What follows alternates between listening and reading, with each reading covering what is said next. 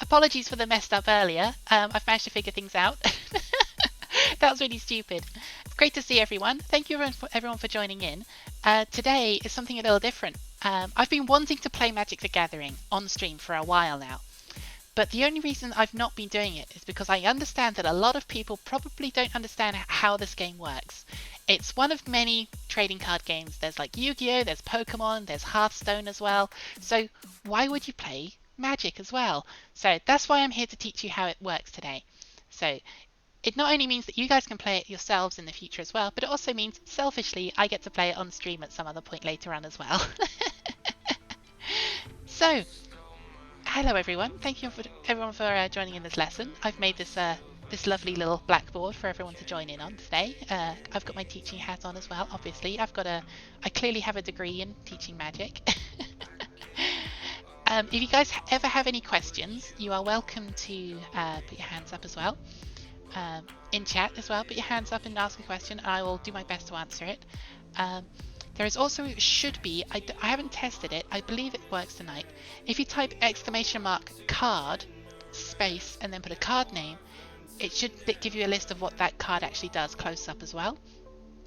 I can also bring it up on screen as well if you guys have any questions about it. So I have a search window open here for a really good card search. So if there's a card that you want to know how it works, I should not have used this model. I'm going to be typing. I shouldn't have used this model. It's going to be doing stuff. You guys are going to see some more behind the scenes again. I'm going to have to choose a different character.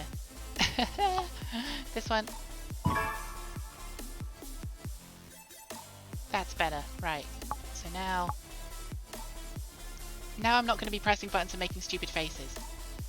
So if you guys ever need to ask any questions about a certain card, choose your fighter, then I can bring it up on chat as well.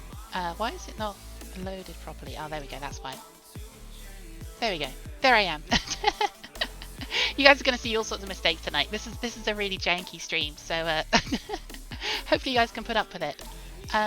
So to start with, I think the easiest thing to go over is probably actually the anatomy of a card. So what does a card look like? This is what a Magic the Gathering card looks like. Let's start with the most common one that you'll find.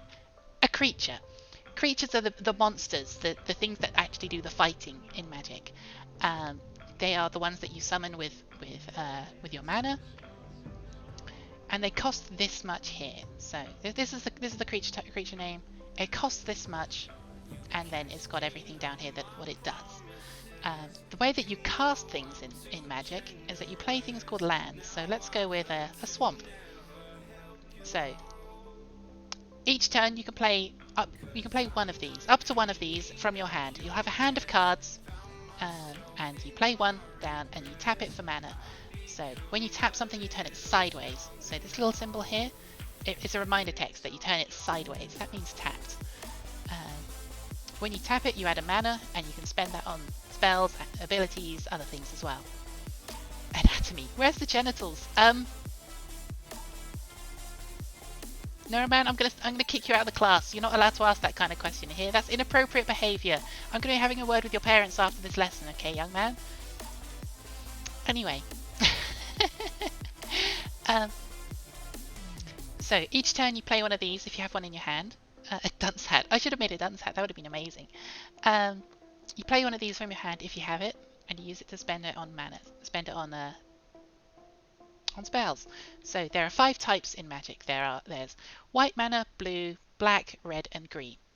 There's also colorless, which is technically another type as well, but we won't go into that here. It's not important. So let's say you want to cast your what's a simple black creature? Let's go with something like I can't think of a black creature off the top of my head. Gifted Aetherborn. There we go. So this is a creature that you could summon with your swamps. So you can see here it's got the same black mana symbol as on the swamp, and you would need to tap 2 of these to be able to play this because it costs 2 of it.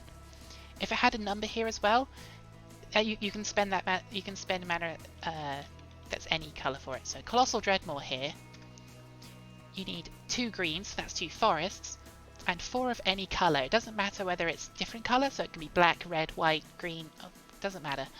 And when you play these, I have also prepared a slide for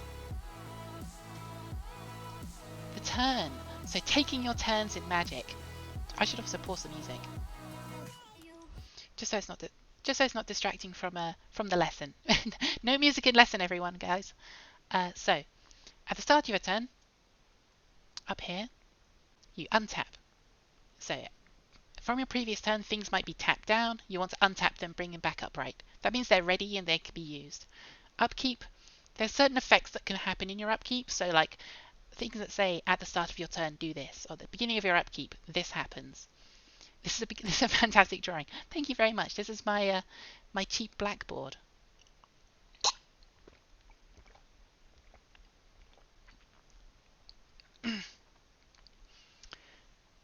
And then at the very start of your turn as well, you also draw a card. So you'll draw a card from your library and add it to your hand. After you've drawn your card, you go to your main phase. You have 2 main phases in your turn, one before combat and one after combat. Both of them are the same. You can do things like you play your lands in your main phases, so you play a land from your hand, but you also use that mana to cast your creatures, sorceries, artifacts, enchantments, planeswalkers, basically everything that you can do on your turn. After your first main, you go to combat. I have an entirely separate slide for combat. I will come back to that in a second. After combat, you have another main phase, so the same as the first one. Essentially the same thing. If you haven't played a land in your first main phase, you can play it in your second, but you can only play 1 per turn. And after your second main phase is the end of your turn. So things that say at the end of your turn, this happens. Or like, if you have too many cards in your hand, your maximum hand size is 7. You can hold up to 7 cards unless something specifies otherwise. If you have more than 7 cards at the end of your turn, you have to discard them to your graveyard and just say, okay, go back down to 7. So, I think the thing that most people are going to be interested in is this bit. This bit's where the action happens. This is where all the fighting, all the combat takes place. So, in combat, first thing you do, let's say it's our turn, and we're the ones declaring, it's our turns to attack. First thing you do is declare attackers. So you say, I have a couple of creatures out. I'd like to attack you with these ones. So what you do is you declare them as attackers, you turn them sideways, you tap them. That indicates that they're attacking, and your opponent knows which ones they're being attacked with. After the attackers have been declared, the opponent, the defending player, chooses what creatures that they have are going to block which other creatures are attacking them. So let's say I'm attacking them with this Colossal Dreadmaw, and let's say they also have a Colossal Dreadmaw, just for argument's sake on the other side. I've attacked them, my one is tapped, their one is untapped, it can block, and when after it's been declared as a blocker, damage is dealt. So, damage is dealt by these numbers in the bottom of the corner. These are on all creatures. Anything that's a creature has these numbers. First number is its power. That's how much damage it can deal. So it deals 6 damage to whether the creature or the opponent. If the opponent didn't declare any blockers for that creature, then the damage will go directly to that opponent. And this number here, 6, is how much it can take. So in this instance, Colossal Dreadmaw can deal 6 damage, and it can take 6 damage. Does that make sense? Any questions so far? Let me know if I'm going too fast. I've never taught this kind of thing before. I should have rehearsed this beforehand as well, but I hope it's going well. I'll have a very quick pause here for any questions that you guys might have.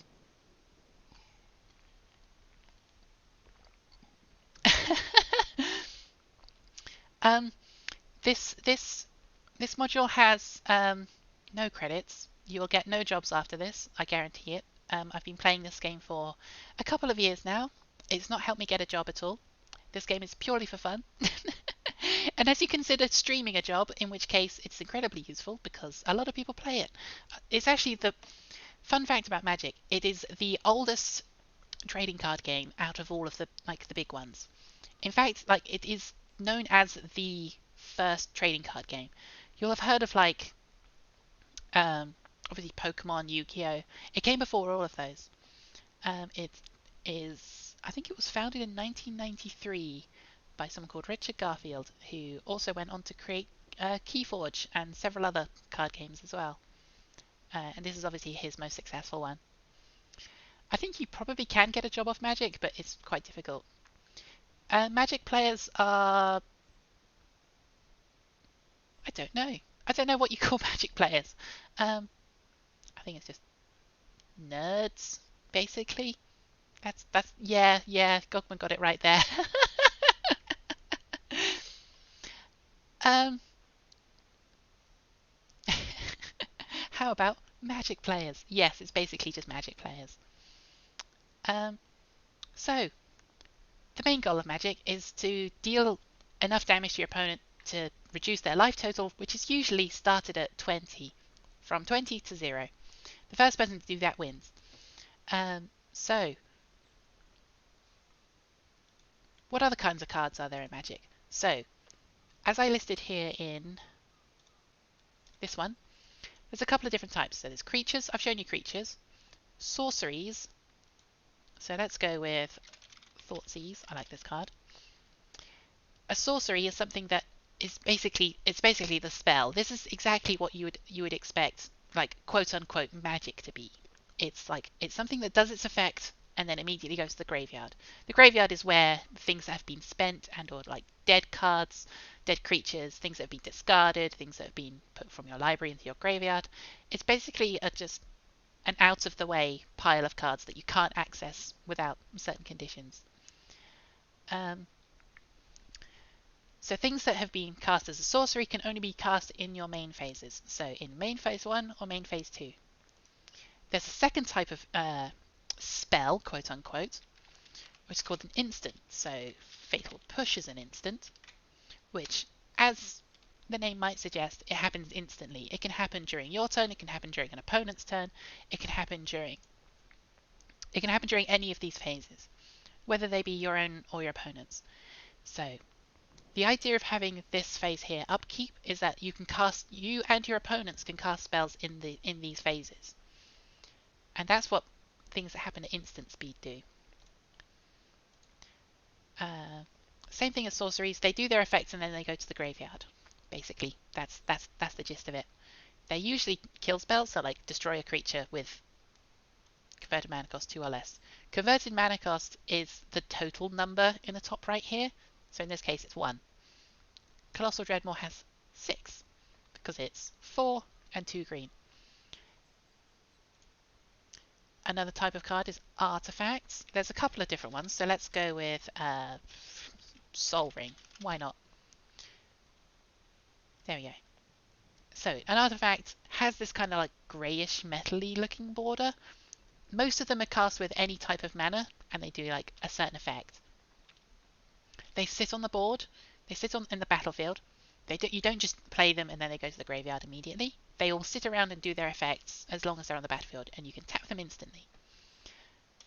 Another type is an enchantment, so rest in peace. No, I spelled it wrong. Rest in peace. This is a fancy looking one. Ooh, thank you very much for the follow, Leo the VR. An enchantment is very similar to an artifact. It's just another type of permanent that sits on the battlefield. They sit around, they do their effects, and they'll sometimes have abilities that you can activate on them, but you can never tap them. There's never been an enchantment that has a tap ability. The idea of an enchantment is like you've enchanted the battlefield, I guess. So like they're like sitting there doing their effects, and it affects a lot of things, or like a specific thing that's been targeted by it. They don't put out. Correct, no man. 5 points to you. Another type is planeswalkers. Planeswalkers are quite unique. So let's go with Teferi sucks. I hate Teferi. Gideon. Search for Gideon. Here we go. So a planeswalker looks a little different. I'm taking the little avatars at the bottom. They're all my test subjects. Test subjects, class students. So planeswalkers look different. They have these abilities here that you can activate, and they start with 1 number in the bottom here instead of the 2 of them. this number here is called a loyalty counter. So they're effectively like having another player. You play them, and they have their own life total, quote unquote, these loyalty counters, and you either add them or subtract them to do certain abilities. And they'll be doing their own things as long as they're sat around. And when your opponent attacks, if the defending player has a planeswalker, the person attacking them can declare either the opponent to be attacked, or the planeswalker. So the planeswalker will take damage, and if that damage reduces their loyalty to 0, then they die. They go to the graveyard. They're pretty powerful. You can only activate all of their abilities once a turn. So like, you can only activate one of these. You can activate one ability a turn, sorry. So on my turn, in my main phase, I could activate any of these abilities. I think that's pretty much everything, at least to start with. Any more questions before we hop into Magic the Gathering Arena, which is the game program that we're going to be using tonight? It's the reason why it's more complex than Yu-Gi-Oh! Or Pokemon is because it's old, basically. there's a lot of things on cards known as keywords. So like looking at Colossal Dreadmore again, a keyword is something that indicates an ability that it has. So in this case, trample. You can see it's also got like the rules text of what trample means here. This creature can deal excess combat damage to the player or planeswalker it's attacking. Meaning, if I attack with this 6/6 and my opponent blocks with a 1/1, because they've only blocked with one toughness, 5 of that will trample over the creature and hit the opponent. So there's a lot of different keywords. I believe there's like 180 different keywords. Most of them are pretty pointless. They only appear 1 or 2 times. And a lot of them are very irrelevant. And if they do show up, then they'll have reminder text. So like it will tell you what it does. Is this going to be on a test? I am not going to get you to name every single ability. I don't know how many there are. I think it's about 180. Most of them won't, like I said, most of them won't be relevant. And I'll explain things as we go, as they show up as well. You don't have to remind them all. You don't have to remember them all. Most of them will show up. So like things like flying, trample, menace, hexproof, indestructible. Things like a lot of them show up more often than others, which is really helpful. It helps you understand how they work. So, what does a deck look like? So I have a couple of decks. There are different formats for how to play Magic as well. So there's standard, which involves cards that are like the most recently printed cards, usually within the last year or two, and you can only play 60 card decks with those cards that have been printed recently. On Arena, there's a unique format called Historic, which is everything that's been printed in standard for the past 3 or 4 years. They've recently released one that was released about 3 years ago. Kaladesh, this one.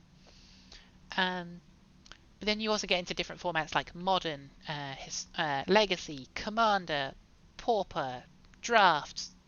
There's a whole bunch of them. We're mostly going to be playing Standard and Historic tonight, so you don't have to worry about too much about those. I think one of my favourite decks I'm going to be playing tonight is this one, Room Full of Vampires. What does it look like? It's basically a vampire deck. It's full of vampires. It's only black, so it's quite easy to tell what I'm spending my mana on. And it's full of vampire creatures, so they all synergize quite well with each other. There's different effects that say like, so I've got a planeswalker in here that does different vampire stuff. I've got this one here that says a vampire attacks. Whenever a vampire control attacks, each opponent loses a life and I gain a life. So it's full of vampires. It's quite fun. I get to do different effects. It's got some removal spells. I showed you Fatal Push earlier. I showed you Thoughtseize as well. I think I showed you Gifted Aetherborn as well. Can you tell I like black? I kind of like black mana in Magic. It's good fun. Okay, I think we'll hop into a game. Oh, one last thing. Before I start. So in addition to your 60 card deck, you have something that's called a sideboard, which is over here. You play best of 3 games, so You battle your opponent. First person to 0 loses. The person who won that basically gets a point, essentially. It's first to 2. So you play 1, and then between the next games, you get to swap some cards out from your main deck with your sideboard. So let's say I'm going up against a deck that doesn't have many creatures to kill, but they're going to have lots of non-creature spells. I'd sideboard out some of my creature removal and sideboard in some like more control elements. Different things, different cards that are going to matter for certain matchups. You have a choice of cards to like help out. Danny confirmed goth. I like the other colours as well. I think it goes black, green, probably blue, red, whites, I think, as my favourites. So it's I think we'll either start with historic or standard. I think I should start with standard. The deck I'm playing for standard tonight is this one. Finally, some good fucking food. This is built around the food mechanic. Food is like it's an artifact that gains some life. But I will explain it as we go. So let's start some. Let's play with some food. Let's play with our food. Black, green, red, blue, and white. Yes. So there's 5 different colours of magic. Technically, there's a 6th. A hidden 6th is the colourless magic. It's produced by colourless lands. But most things are going to be 5 colours. Is there a tutorial match? Might be better than going at someone. I'll show you how a regular match goes as well to start with. And then I can do a tutorial, I guess. I don't know how. The tutorial's really annoying in this. It really sucks.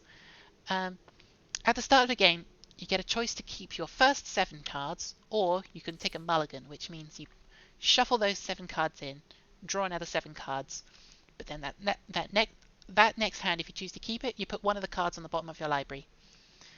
And if you don't like this next 7, I'm going to 5. Okay, I'll keep this. You have to put 2 of them. In this case, because I've mulliganed twice, I have to put 2 cards to the bottom. So I'm going to put this one. I guess it's both of those. I didn't want to. Ugh, this sucks. I'm starting the game with 5 cards. So my opponent went first. Alcid. Because my opponent went first, they didn't get to draw a card for the start of the turn. Because we went second, we do. That's kind of like an advantage we get. So let's play this Witch's Oven. If I hover over a card, it explains what it does, so I can show you here. Ugh. Oh no. Oh yes, this is good. This is good. I wanted this. Kill the goose. So this creature, I can tap, sacrifice one of these foods, and it creates a mana. It's basically like an extra land for the turn. Oh, end turn. And I can also sacrifice a creature with this to make another one of these foods. There's an add-on you can have for your Twitch stream that will let viewers have an overlay to read card effects. Yes, there is. I looked into it this afternoon, and it's in beta. It's you have to sign up for the access to have it. Unfortunately, I didn't sign up to it in time for tonight's stream. I'll have it for next stream if I ever do Magic again, which hopefully I will. It just means I don't have it for tonight, unfortunately. Are you gonna make this guy bigger? You can see this guy has an ability here called Lifelink, which, as you might expect, means when it deals damage... Ugh, why are they attacking with this? You know what? For the sake of it, I'm going to block this one. So you can see it's got 1 power and 1 toughness. Mine's 0 and 2. Hopefully, if they don't have any spells... Yeah, they're not going to kill it. I think they're just attacking. Wanted to get this through. Oh, come on. I don't want lands. I've got so many lands.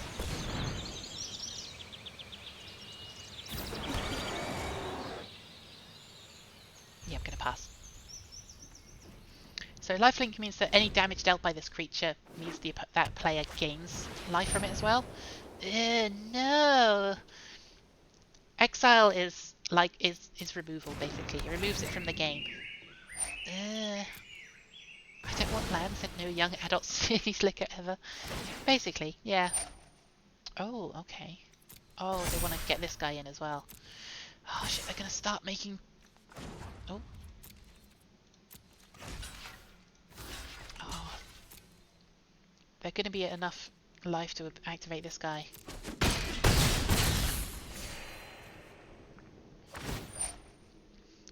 There it is. Okay, I don't think we can get back from this. I think we are way too slow.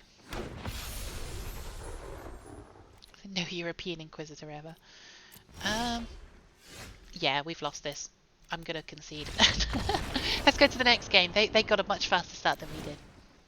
So, we get to sideboard. Our sideboard is up here. Let's go with... we want more removal. Probably these as well.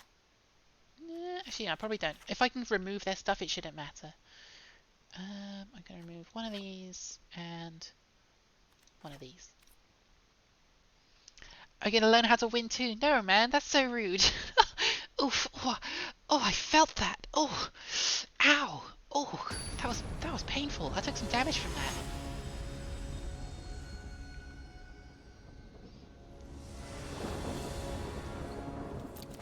Okay, this hand's much better. Okay, so we've got turn 1 Gilded Goose, turn 2 Garrick's Harbinger. Perhaps turn 3 we can have some removal.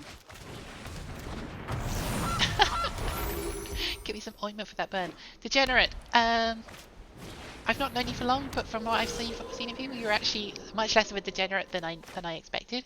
You are a really nice person, so thank you very much for joining in. I want to get this down. Actually, no. I'll play this because I won't have a food next turn for the Wicked Wolf.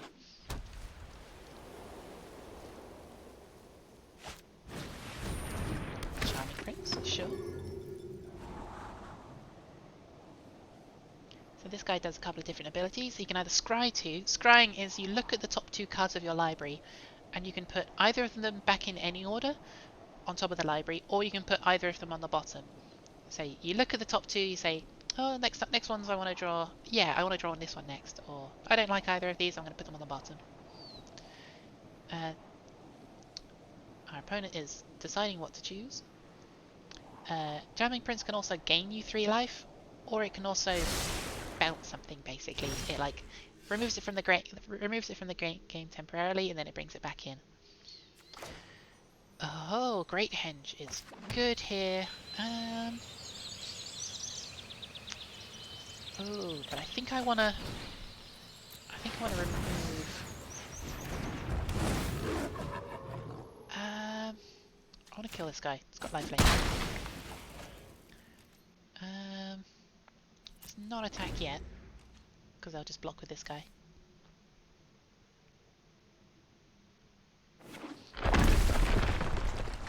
Oh, they paid 3 life for this one.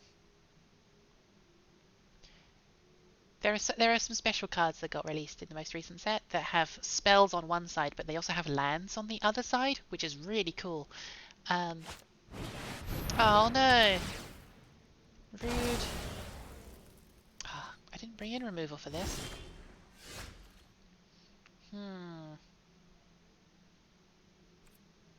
Okay, well, let's go to combat. Let's attack our opponent. So they didn't declare any blocks. They take 3 damage. Let's play... this one. And I think I want to play... Yeah, this is one of the ones that have a spell on one side but a land on the other, so I'm going to play this as a land.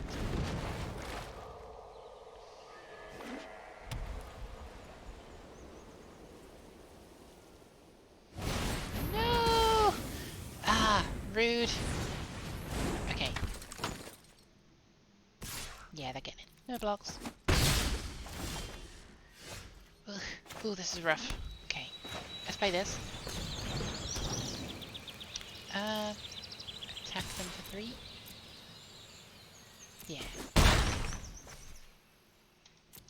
So we can tap this to make a food, which will give us mana for next turn as well. Not the Charming Prince.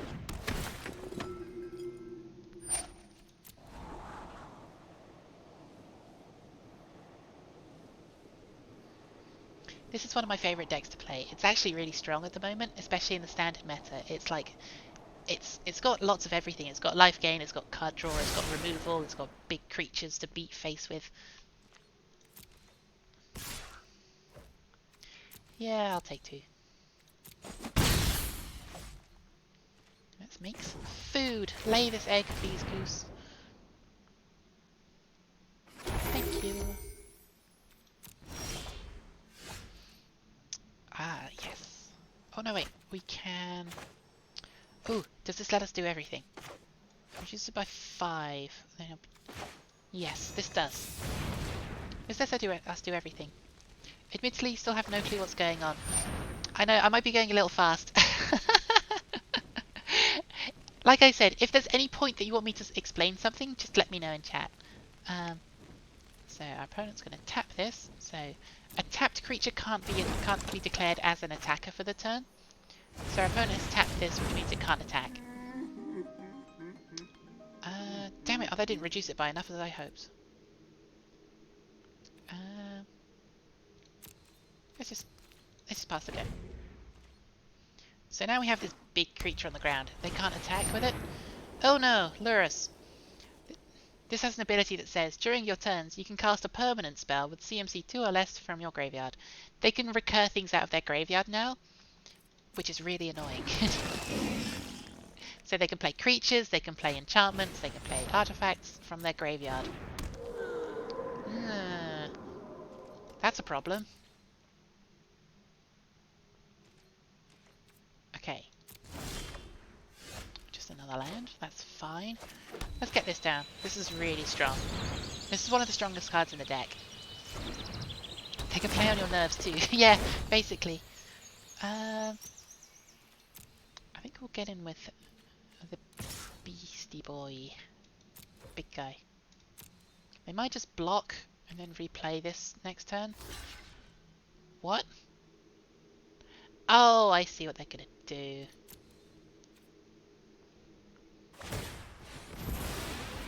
It's a little hard in a live game. It's better when you can have some time, have someone to play with to explain each phase as you go.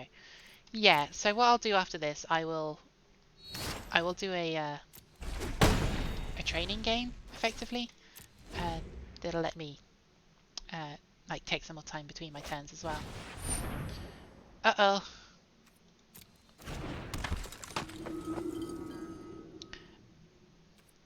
Yeah, some of the card effects are very confusing. Some of them are really long. Like, some of them are like... Oh, I think the longest, like, paragraph of text on a card is like 50 words as a reminder text of what what a card does. It's absurd. Okay, tap this to gain some life. This ability down here, it's hard for me to point. Tap, add green, gain 2 life. Oh, I should have made a food there. Oh, this is good. No, wait, they have the Alcid. Ah, you know what? I'm going to concede. Let's just go straight to a training match. So if we do a practice match, I think it should give us time to explain everything in between. I will say, the bot that you play against is really annoying. It has a really annoying voice, which is why I didn't want to do this in the first place. Like,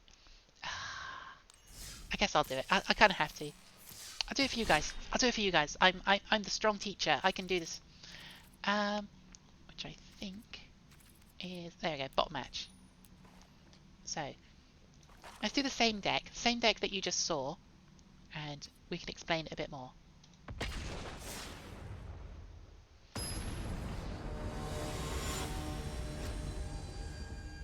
Totally mute the game and listen to copyright-free music, elevator music instead. Would you prefer music in the background? In fact, I think the game has music as well.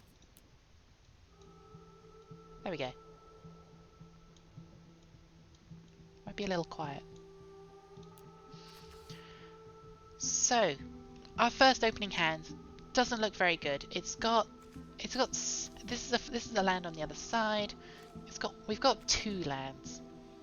Which isn't really enough. You kind of want to have between 3 and 4 lands to start with, and you want what you're looking at is your mana curve. So these symbols in the top right, up here, the cards move.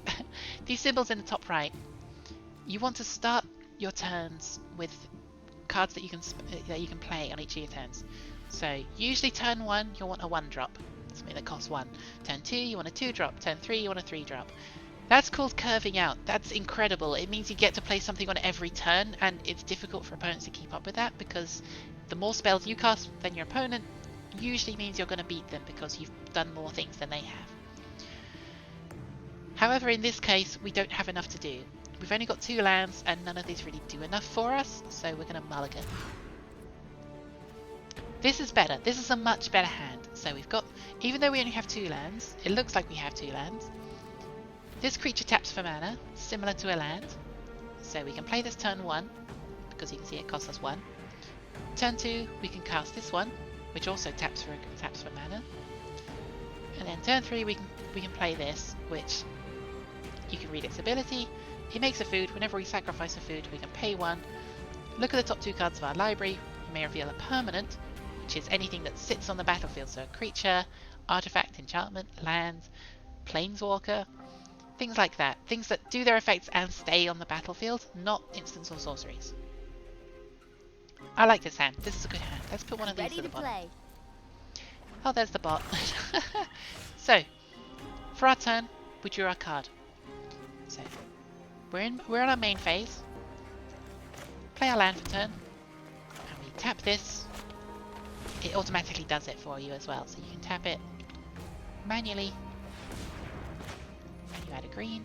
Spend that. Come on, Gilded Goose. It enters the battlefield. We got our food. Because we can't do anything else, the game automatically passes the turn to the opponent, because we're out of things to do. Well, the bot did nothing. So, we had at the start of our turn, we went through our untap, upkeep, and draw phase. The game automatically does that for us. So we'll play our land for turn. And I think I want to play this, because our deck is big creature stuff. We want to get things that tap for mana down early so that we can have the resources later. I don't think I want to spend our food yet, so I'm just gonna pass the turn.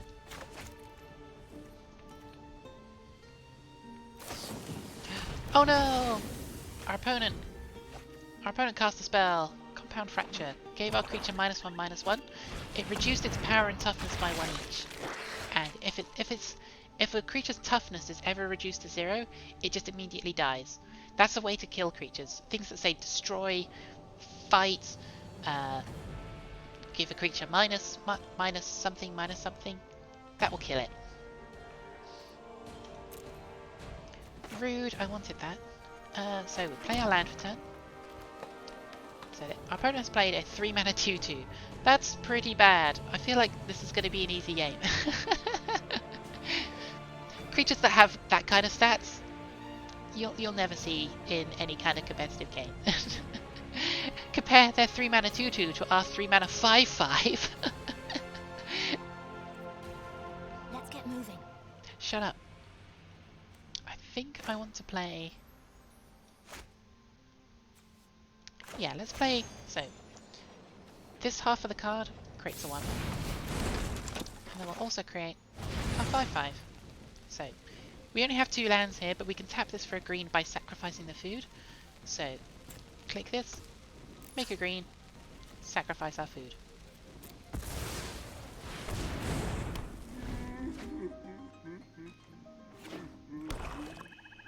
So they've played their land.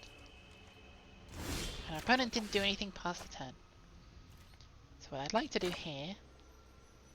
This is a removal spell in green. Most green removal spells look like things that say fight or deals damage to. Each colour has unique abilities. White is good at removing artifacts and enchantments and exiling creatures. Exiling means they don't deal damage. It's like it removes it permanently from the game. Should it be consume your food? That's true. It should be. Red is good at dealing direct damage, so it will deal direct damage to creatures and also the opponent. They have fast creatures as well, so they'll have creatures that can attack the turn they come down. But they don't have very good ways of dealing with, like, say, enchantments. So, like, if your opponent plays an enchantment that prevents non-combat damage, for instance, then a red opponent would just concede. They wouldn't be able to do anything. Oh, thank you very much, Mr. Jello. I put a lot of effort into that. I spent hours on that today. I woke up early, worked on it all day. So I'm glad you guys like it. Blue is the controlling colour, so it's the one that counters spells. So like, when you cast a spell, your opponent has a chance to respond to it, so they can counter it and say, nope, that's not going to hit the battlefield. I'm going to counter that and go straight to the graveyard. But they're not very good at dealing with creatures that are already on the board. They can return them to hand, but they can't kill them very well. Black is good at destroying creatures, removing cards from hands. So like, I'm gonna look at your hand, I'm gonna discard a card from it, for instance. But they're not very good at dealing with, again, enchantments and artifacts. And what else is there? I did white. No, I did white, I did red, I did blue, black, green. Green is here. Green does big creatures. That's what it's known for. Big creatures, lots of mana, and like just running over the opponent. However, more recently, green's been getting a lot of stuff from different colours as well. So in this case, it's got a removal spell.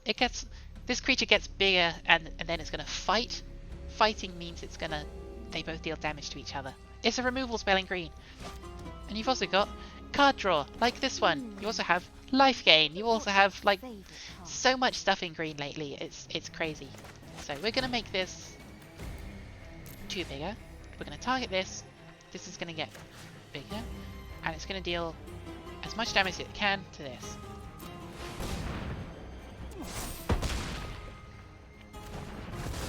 There we go. Poor bot. So now we'll go attack.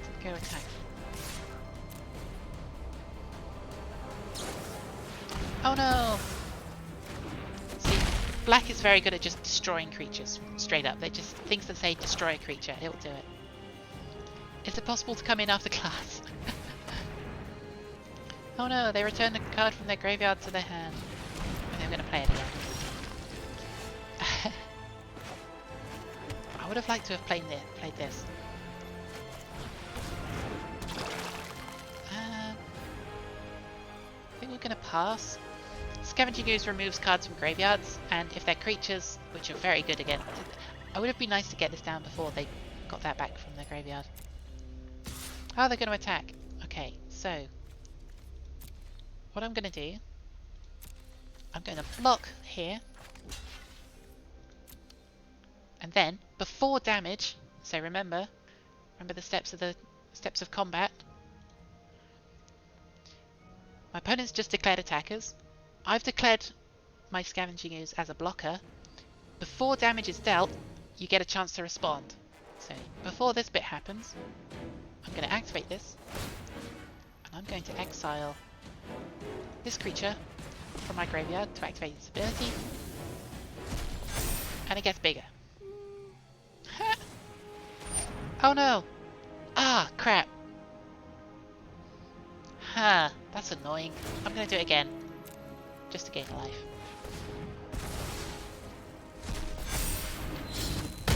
Okay, so they gave their creature more power and also indestructible, which means damage dealing to it won't destroy it. That's annoying, damn it. Okay, let's play this as a creature and attack them for 1.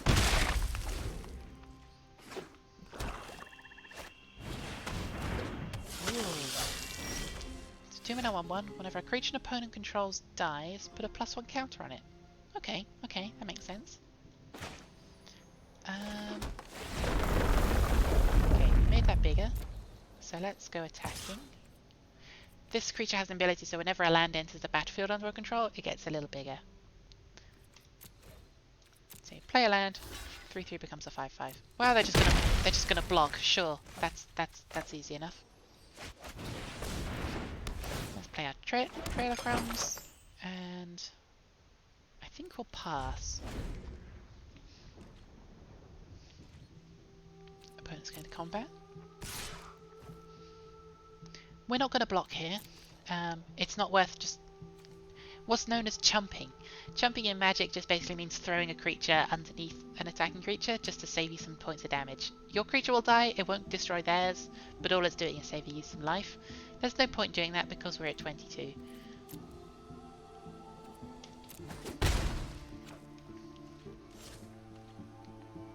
I'm doing a lot of talking tonight. I'm going to be drinking a lot.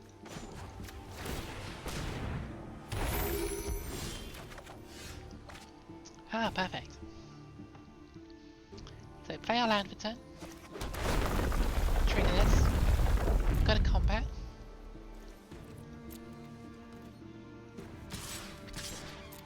It is not water tonight, Mr. Jallow. It is peach iced tea, which is one of my favourite drinks. So we hit them for 6. Oh no! And we're going to cast this big boy. So this is one of our biggest creatures in the deck. You can see how much it costs. It costs 6 mana, 2 and 4 green. And it has all these abilities, which is really cool. So Vigilance means when it attacks, it doesn't tap. So you can attack with it, and then next turn you can also block with it. So it just attacks straight up.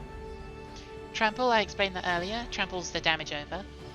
And it has all this other text as well, which is all related to food. I wonder what your favourite card is. Sure, thank you. So let's pass the turn.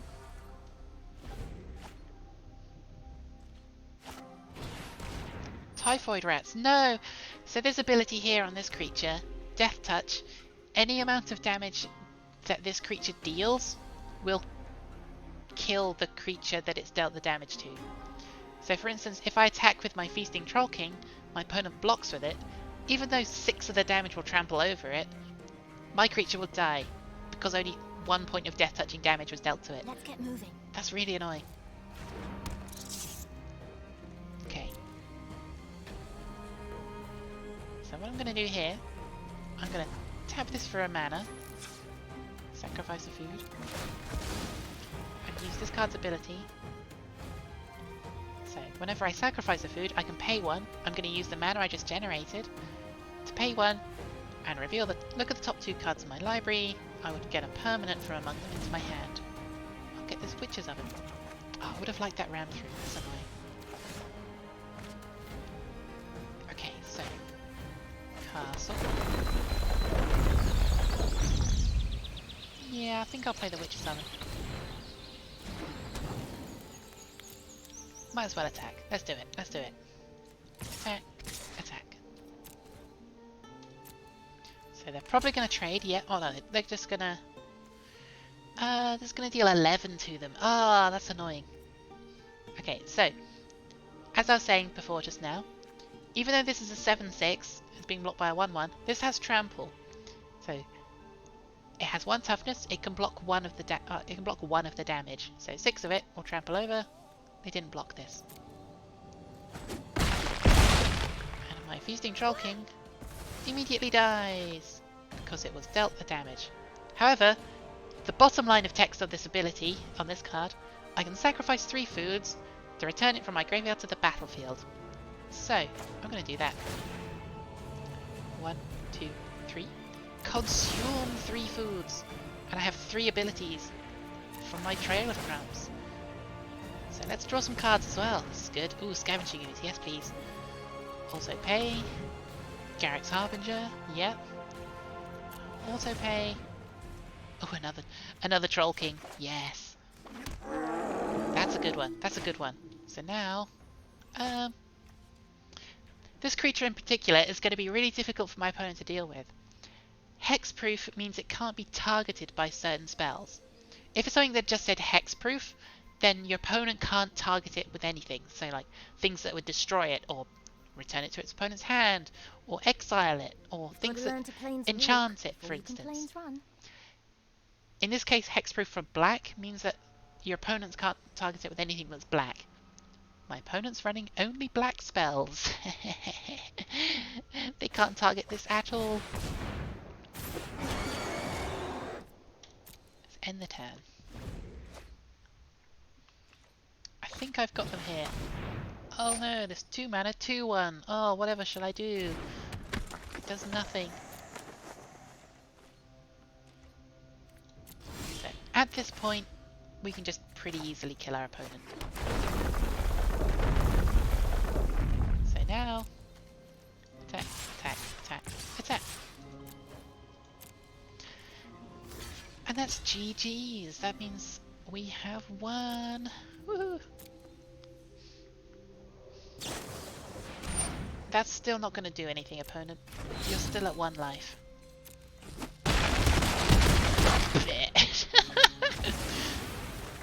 There we go. You got me. Indeed I did. Was that a little more clear? I can do another bot game to explain things further if you guys like. I can try a different deck to show some different mechanics, different cards. Or we can hop back into real games. -13, smeared on the tarmac. The most damage I've ever seen dealt in this game was on a screenshot on Reddit where someone dealt over 3,000 points of damage to their opponent.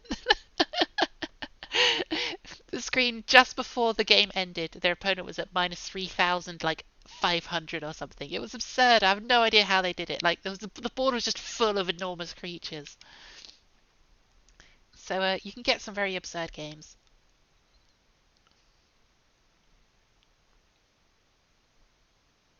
Most of the styles of decks that I play are usually like creature-based decks. I like making big things attack. I'm very Mrs. like Smashy Face.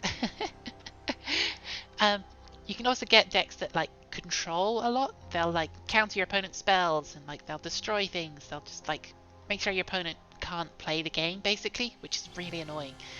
And there's also combo decks, so they're looking to piece together certain cards and hopefully get them together, all working with like a combo at the end basically.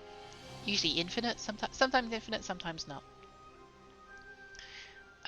There's also things called an aggro deck, which is similar to what we just did, except they're much faster.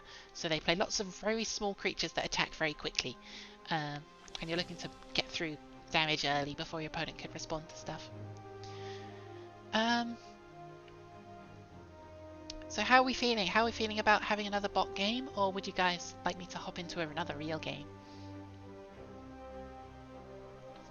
I'd also like to see if the card check works.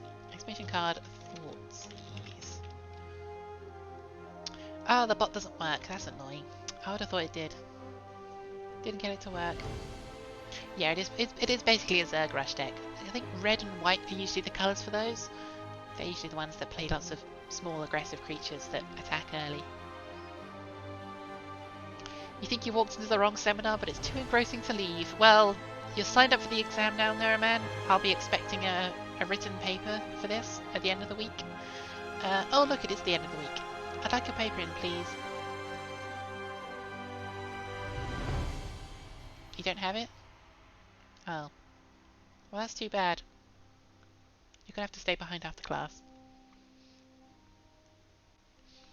I'll do one more training game.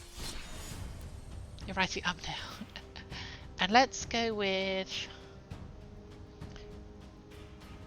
I feel like this is a deck that would explain a lot of different mechanics than just creatures.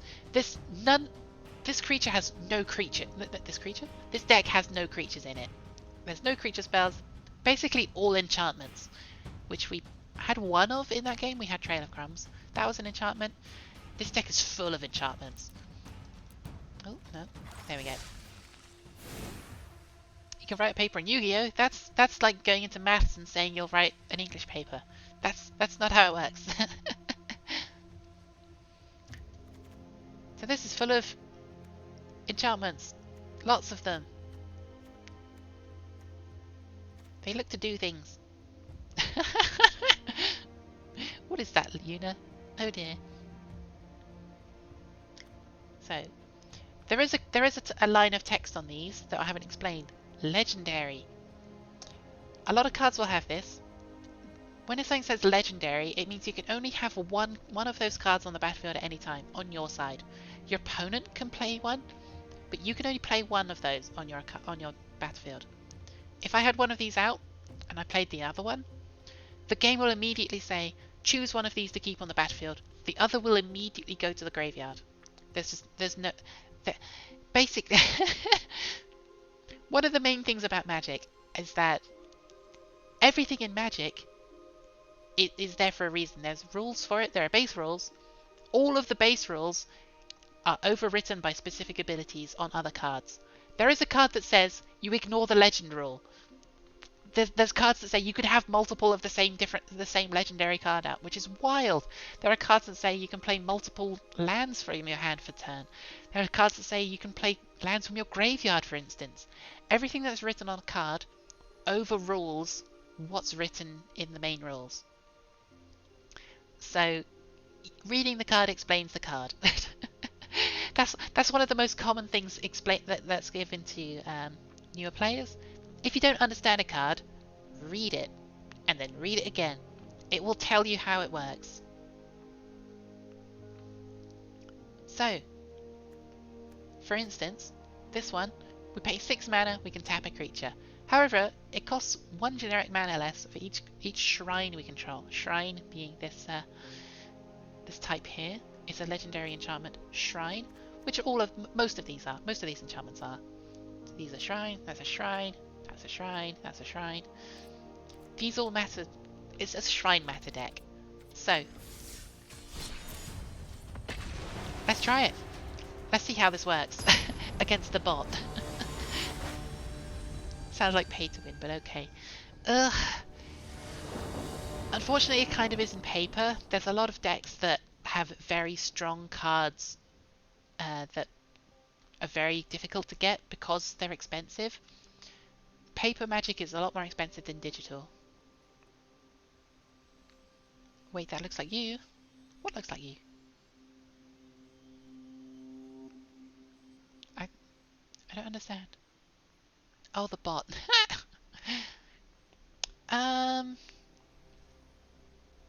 Do I want to keep this hand? So we've got a 1-drop, we've got a 2-drop, we've got lots of 3-drops. I think we'll try this. It's very slow because both these lands end tapped though. So, because we went first, we didn't get to draw a card at the start of our turn.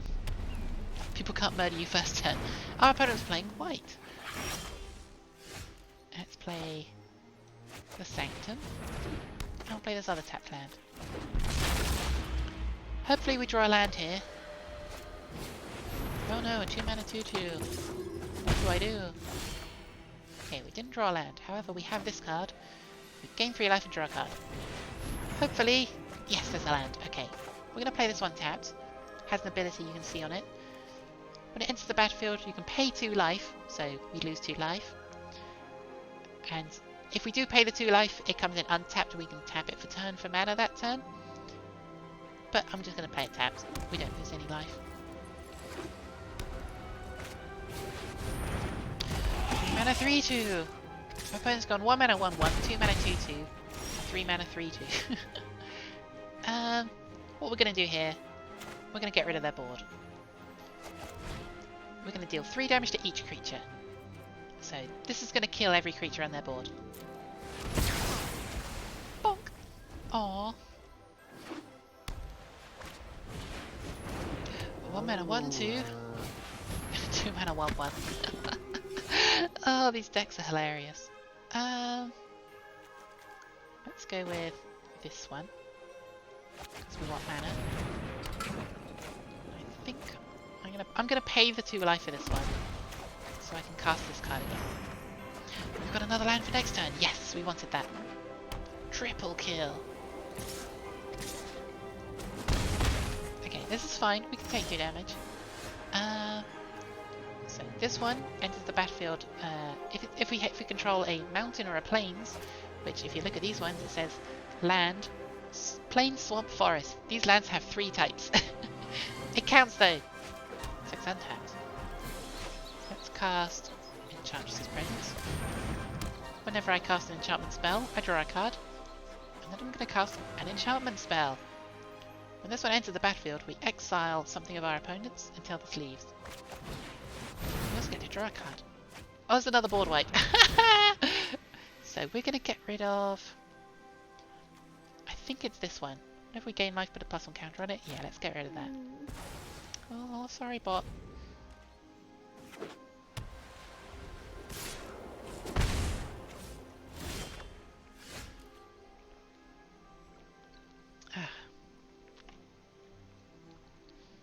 Our opponent hasn't played anything particularly threatening at the moment, so it's not worth destroying all creatures when, like, they've only got one. I'd rather save this when they have multiple creatures. So let's cast another shrine. And draw another card. We got another shrine as well. Whoa! Oh boy, yeah, that's a scary one. So this creature here has flying. I mentioned flying earlier when I was listing off some of the keywords. Who has an idea of what flying might do? I'll give you a hint. You can see what it's doing above the battlefield. Hi Crazy Popcorn, welcome to the lesson. I hope you've been studying your homework. I'm expecting there's a pop quiz at the end of the stream, and I'm letting you I hope I join win. in at the end. But I hope you win too.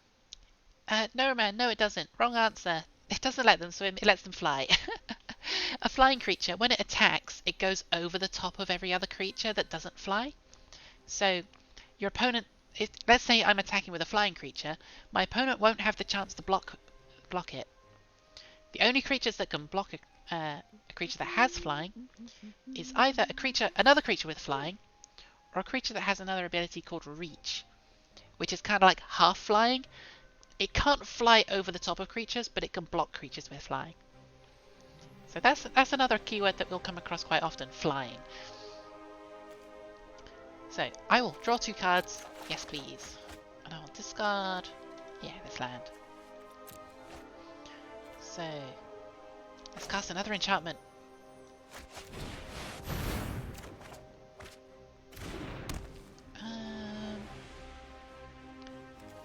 We're going to take a bit of damage this turn, but I think that's fine.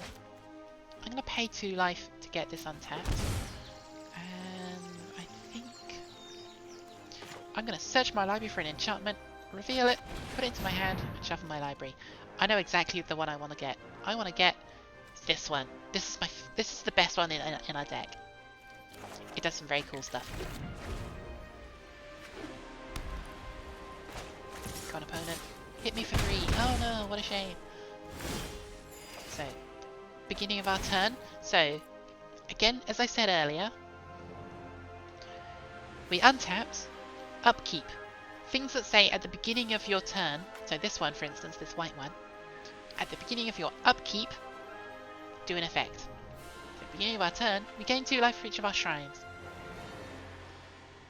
Imagine making a deck with all 5 colours. That's what this deck does. It has every colour in it. So at the beginning of my pre-combat main phase, which is this one, so combat, pre-combat, and post-combat main phase. That's the technical name for it.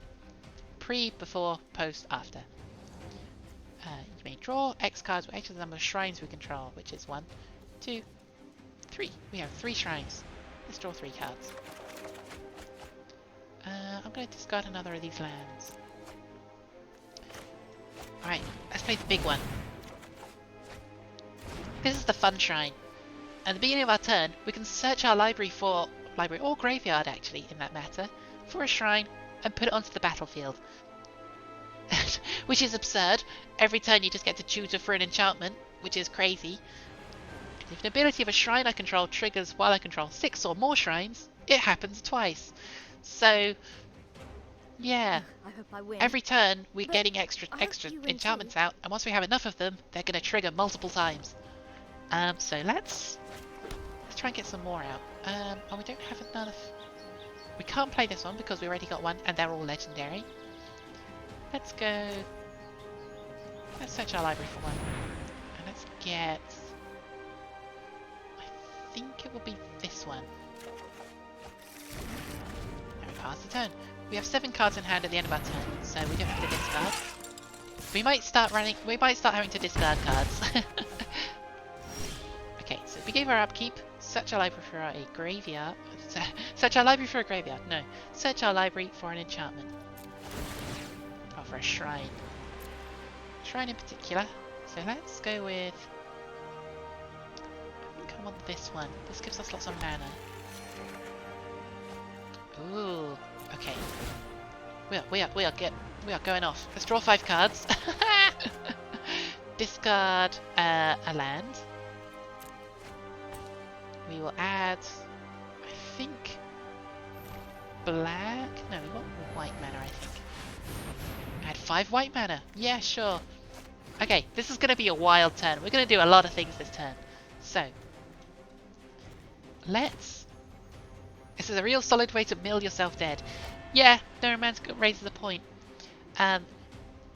Another way that you can lose in Magic is to draw a card from an empty library.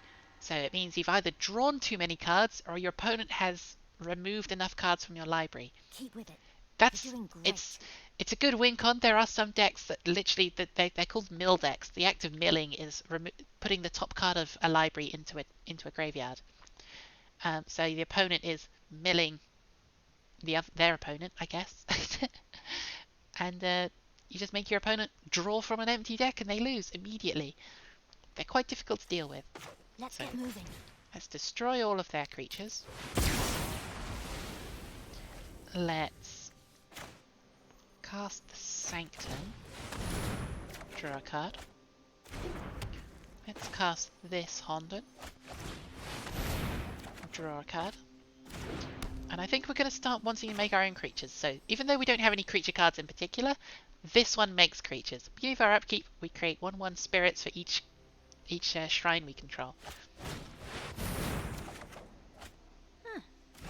How many shrines should I put in this deck? Yes. Okay, we're discarding 3 cards because we have 10 cards in our hand. So let's get rid of 1, 2, 3. All these lands we don't need. So how many shrines do we have? We have 1, 2, 3, 4, 5, 6. Oh god! Oh no! This is what this deck wants to do. This is what we want to be doing. So, yep, everything's going off. So we'll search our library for.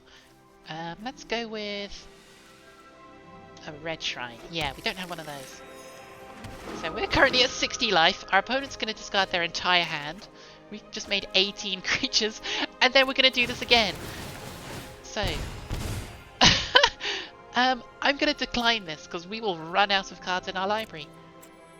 Let's make white mana, and I don't think it matters at this point. Play land tapped. You know what? Let's see if there's any shrines we don't have. I don't think we have. No, we don't have one of these ones. So let's cast one of these. I guess this. After this fight, Dandy can open a massive church to generate donations and tourists. Yes, that's how it works. So next time we're gonna kill our opponent without even attacking. Let's just cast this. Why not? We've got enough cards in our library. This board state. Wow. Let's rub it in. Let's deal. What is it like? Okay, we're dealing 10 damage here. You can see how much it's going to deal. We can discard a land or a shrine to deal 10 damage to a creature or planeswalker. Let's deal 10 damage to this small 1/1. And then yeah, pass the go. Our opponent draws 1 card for the turn. It's a land. They're dead. Whee! Okay. 10 to you. To you. You.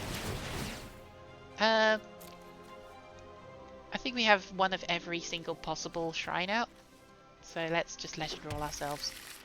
Keep that one. So now. Bonk! Will we meet again, Planeswalker? So this is what that deck's going to do. You get some very stupid decks like this. They're not usually very good because the opponent's going to be playing a lot better creatures, or they're going to be destroying our enchantments or countering them. So bot matches are not usually representative of how the game's actually going to work. The bot matches are designed to make you feel like you're doing a lot more. They don't interact very well. I think like in the black in the black match, that the previous one, like you saw they actually killed something. I was surprised they even did that. Like they very rarely do anything like that. So I think we're going to take this to a real game now. We can try a different deck. We can do one of these decks that we've seen. Is there a style of deck that you guys prefer so far? Would you rather see an aggressive deck with lots of creatures? Would you rather see a deck that doesn't have many creatures but does lots of other really cool stuff? Because I've got a couple of different ones. So like this one, it's all colorless. Every spell in the deck doesn't have a color.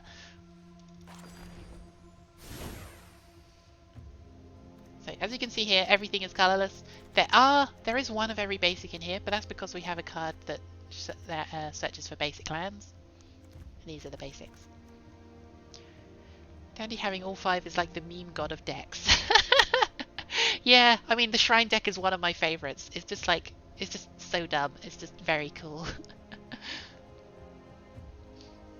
So this deck is all about getting big mana. So like casting some things that tap for mana early on as well. But then I want to be casting things like 10 mana cards and like 8 mana cards, which are really fun. It's probably not the best thing to start off with because, like, actually it might be. It's basically the same as every other deck, really. I want to play this one. I want to play this deck. So, let's go with traditional historic ranked. You don't really understand this game, so you're just going to enter Lizard Brain mode and look at the pretty animation. Well, I'll tell you now, the way I learned the game is actually watching YouTubers play it. I didn't watch the best format for learning it. There's a format called Commander where each deck, it's a multiplayer format, so there are usually 4 players in the game rather than 2. So in regular games, there's you and opponent. In a Commander, there's you and 3 other opponents. On top of that, your decks are 100 cards rather than 60 cards, and everything except basic lands, you can only have 1 copy of each. So you can't have multiple copies of, say, Thoughtseize or different cards in it. You can have as many like basic plains, mountains, swamps, islands, and forests, but you can't have other cards in multiples. And that's my favourite format, actually. It's very cool. Unfortunately, we can't play it on here.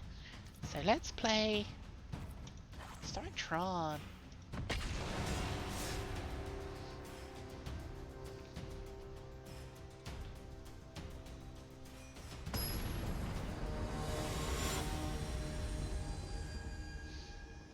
Mocha Cheese won 5 points. Azazel's here.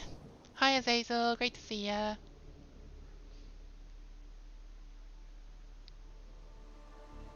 I see you lurking below.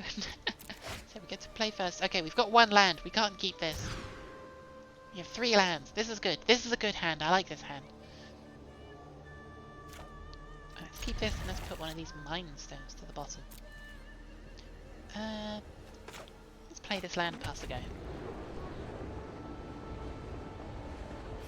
Opponent has a companion, which is tricky.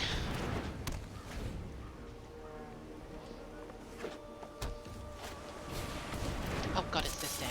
Okay, so whenever a land hits the battlefield under our opponent's control, they get an extra mana. So it basically means when they play a land, it's going to tap for 2, essentially. Because it makes the mana where it enters, and they can tap it for 1 as well.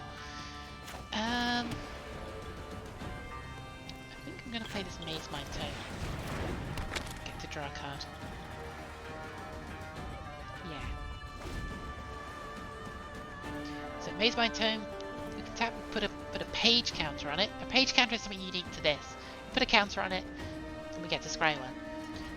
Which is, again, as I said, scrying, you look at the top X cards, X is the number after scry, and you say, I want this card on top, or I'm going to put it on the bottom.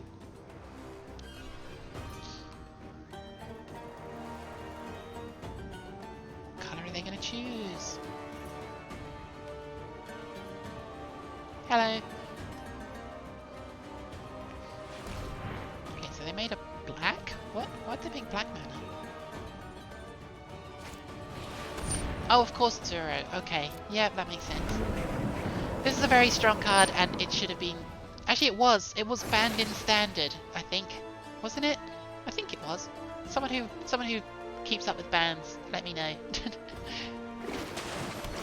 Oh, here we go. Yep.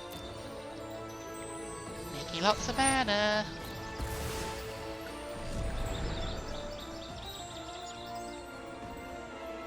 So, recently... Oh no! Let's draw a card.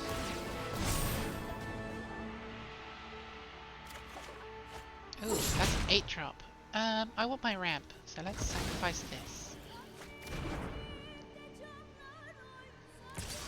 Is our opponent playing 4 colours? Green, blue, red and black. Yeah, they're playing 4 colours. This is crazy.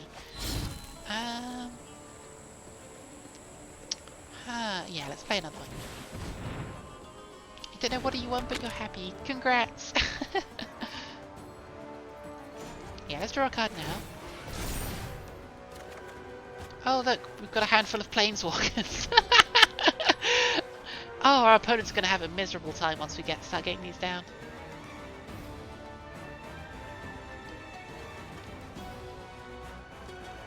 All we need is a land. We can get this one down, then we can kill this.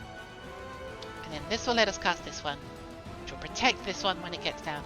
Oh, I love this deck. It's everything I want from Magic. Just playing big dumb stuff that goes crazy. Yep, they're playing 4 colours. Wait, they're making white? They're playing 5 colour! What the shit? Okay, okay. Damn, that's crazy. I didn't expect that. I thought they'd be just 3 colours. Basically, I like big explosions. Yeah. Meme deck versus meme deck. This is perfect. This is everything I want from Magic. Ah, damn it. Okay. We're gonna play this because it gets us to our big stuff next turn. So let's pass the go.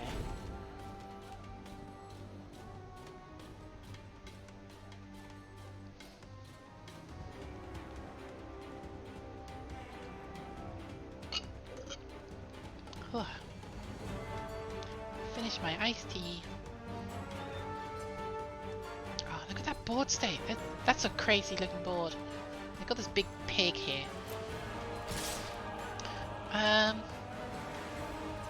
Let's not block. We'll take 6 here. That's fine. We could trade with the Cobra here, but I'm planning to get this down. And then just wipe the board. No man, I just finished my ST, goddammit. Why would you redeem it now? Okay, fine, I've got...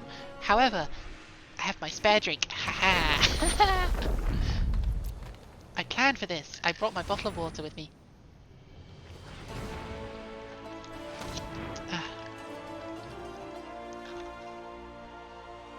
You thought you got me. Oh no! Oh, for goodness sake. Okay, let's draw a card. I'm gonna put... We've got these buttons down here that let us, like, the turn will automatically stop when we click these.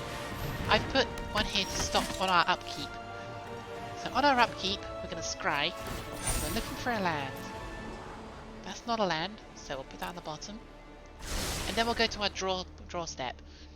So, like I said earlier, we stopped here, scried in our upkeep, and then we go to draw, because we didn't want to draw that card that was on the top of our library, so it helps us dig for a land. Oh, we didn't get one. Damn it. So I think what we're going to do, we're going to get down this. Hopefully this prepares us for a big turn next turn. Maybe. If we survive this turn, we're going to be taking 6 at least. Tap search library for a legendary card, reveal it, put it into your hand, then shuffle in your library. Uh-oh. This is getting pretty sketch. However, if this card survives, next time we can get this down. Oh, that's an Niv Mizzet. Sure. Okay, that's a big dragon. They get... Okay, so they're gonna get this. Oh no, Thought Erasure! Ah, oh, shit. Wait, oh, they don't have the mana for it. Yes! Perfect. Hopefully. If they don't get a land. This card is crazy. Yeah, it's 5 colours, but you basically draw 5 cards or like up to 10 or something. So we need to. This card lets our permanents that tap for colorless add an additional colorless. So things that tap for a colorless mana are doubled. This is what I wanted to build up to. So this is free basically, and we gain 2 life. I think if we do 1, 2, 3, 2, 3, 4, 5, 6, 7. No, that won't be enough. So we need to cast this now. So this is the biggest Planeswalker basically ever printed. Exile each permanent with CMC X or less that's 1 or more colors. CMC is this stuff in the top right of a card. So let's CMC 5. Get rid of our opponent's board. This is what we wanted. We're also going to draw a card here. We might draw a land. Oh, we didn't get a land. We got another Ugin. Oh my gosh. So even if they kill this one, we've got another one for them. But they have a hat. Look how many cards are in their hand. They've got so much going on. Yep, they're going to discard one of our cards, but they're going to see our hand full of Planeswalkers. Yes!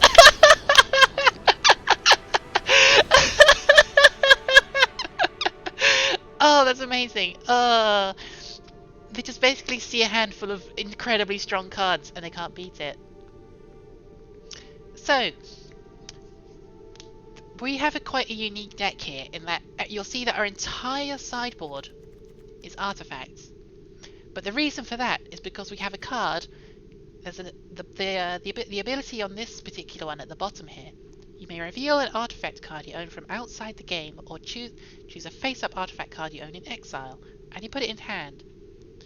That means we can choose a card from our sideboard from the main game, as long as it's an artifact. It's better to have things in the sideboard and have more of these things that tutor for them, because it means you're more likely to draw this than like a single copy of this, for instance. So let's say I bring this one particular card in. It's no longer available for tutoring with this one. So we can't find it with this card, but we have more of these. So if we want to draw this, we play this, use the ability, and we can get this if we wanted. So this is a fun deck that you just don't have to sideboard. You don't think about it. You just say, okay, yeah, sure, I'm just going to go back to the next game. So our opponent's probably going to bring in a lot more counter spells and artifact removal, which is going to be difficult. And they get to go first as well. I like this card. I like this hand, yeah. Turn 2 Mind Stone, turn 3 Solemn. Turn 4 might draw something. Maze Mind Stone, that's good. So this land lets us scry. We don't need another land at the moment. So let's put that to the bottom. This sets us up for our next turn. Oh, wait, what? Thanks, Arena. We scryed one land to the bottom, and we drew the same land again. Okay, fine.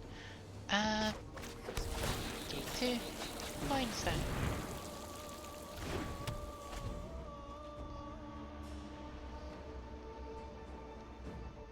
Okay, what are you gonna do? What you gonna do, opponent?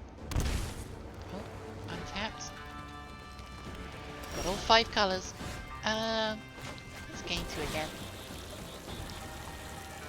And play Solemn Simulacrum.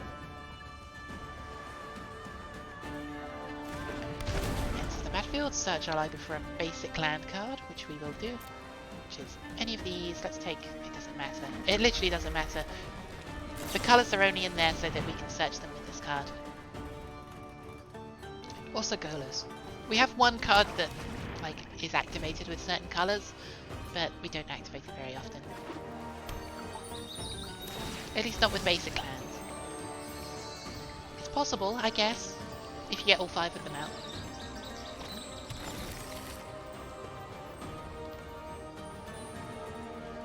Is this a Niv Mizzet?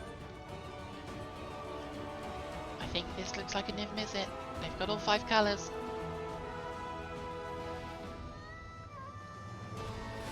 Oh, no. Oh, they're just grabbing their companion. That's fine. Oh, we don't want another Ugin. Mind Stone. Can you counter it? No, May's my turn. Let's go to combat. Whee! I think we're just going to draw a card here because we might find a land. Actually, no, we've got land. That's fine. So we currently have 1, 2, 3, 4, 5, 6, 7. Next turn we're going to get an Ugin down, which is pretty good. Haha! They can take one of them. They can't take both. Yes! They did it again!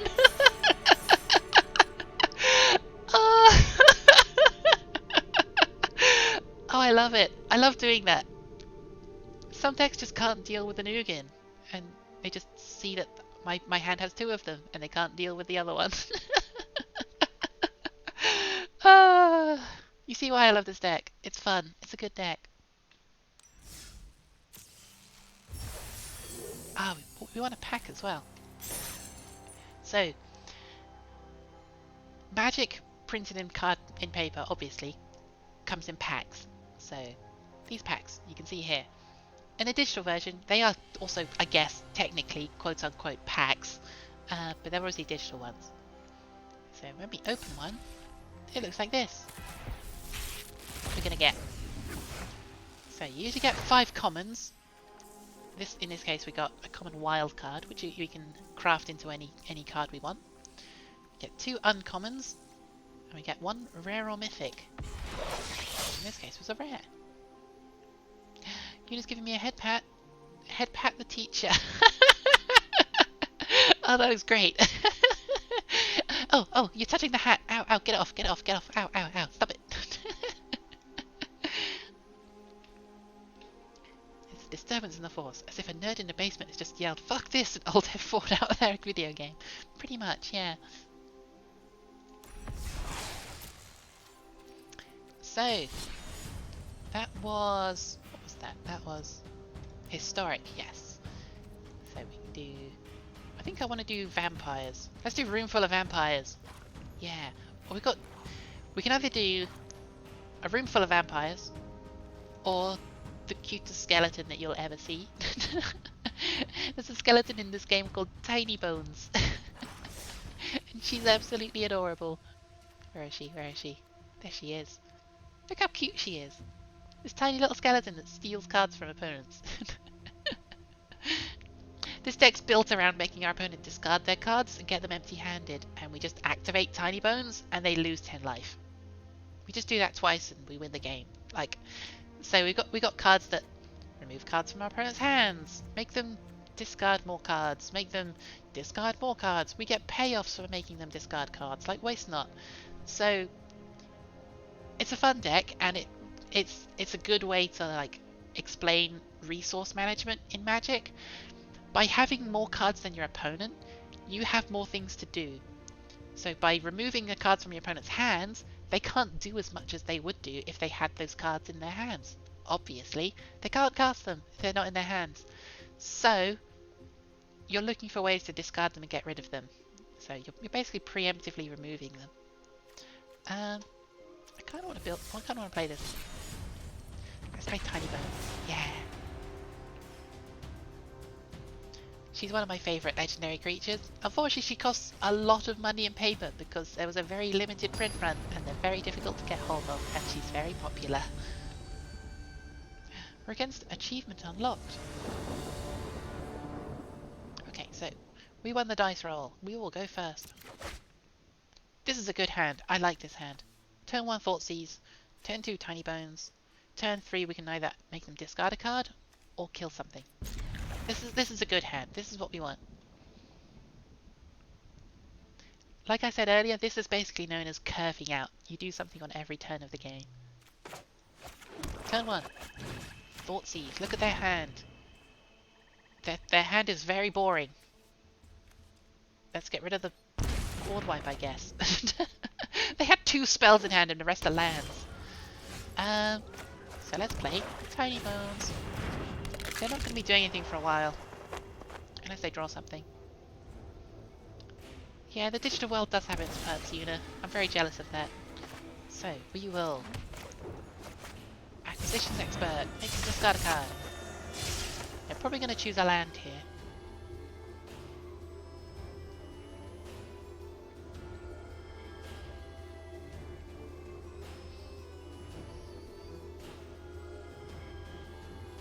Eventually, maybe. You're jealous of living in the real world.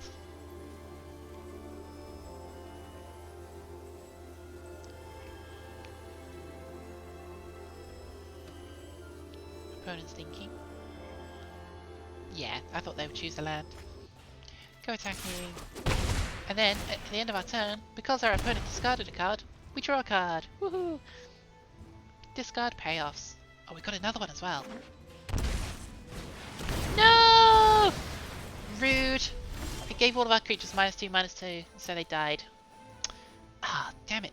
Okay, so let's make them discard again.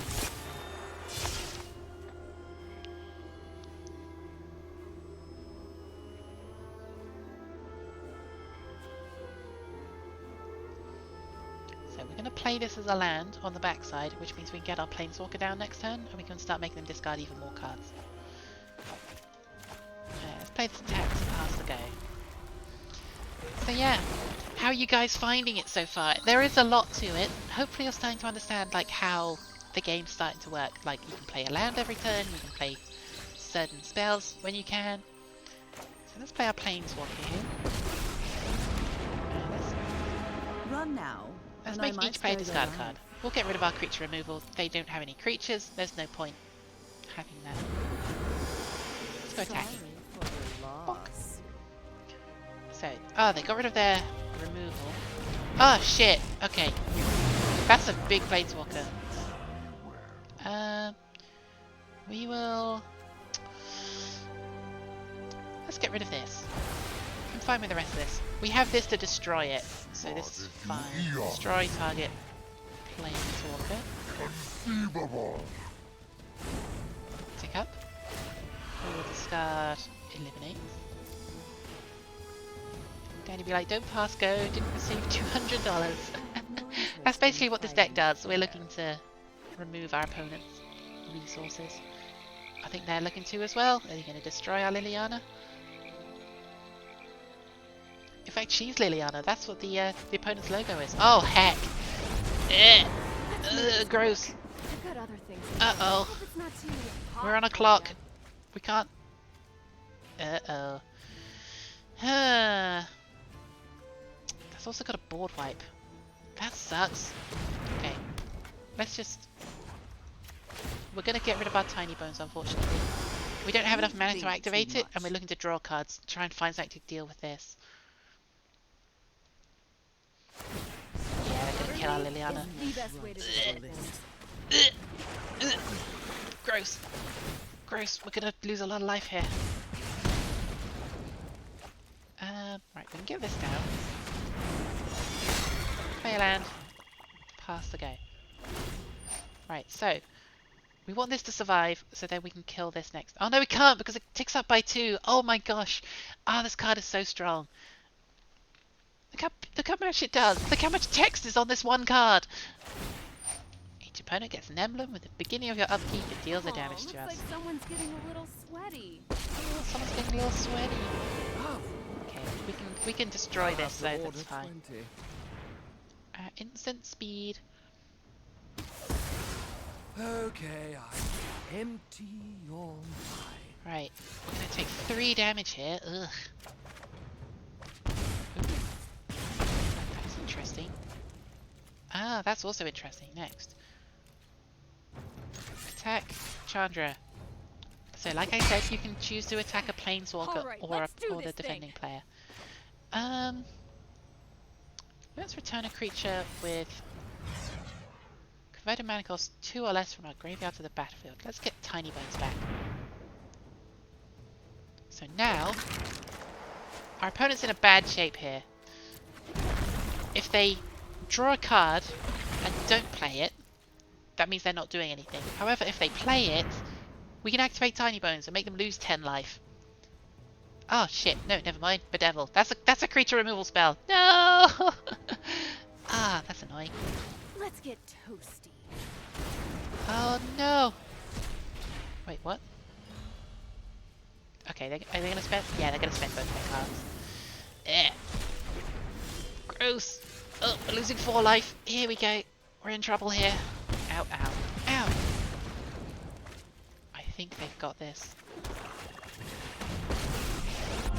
Okay, we're just gonna get this. We're gonna deal 2 damage to them in their turn. Much easier on We're gonna my take 5 next turn. There's gonna be 4 emblems and this. No pressure. Okay, I think we've lost this. We've lost this for sure. Oof, that was hard. That was a difficult one. So we want to bring in the dresses. Sorcerer's Spyglass. That's the one that we use to shut down planeswalkers. We don't need Fatal Push. They don't have many creatures. It was a nice back and forth. That was a very good game. I don't think we'll need the other Fatal Push, and let's go down 1.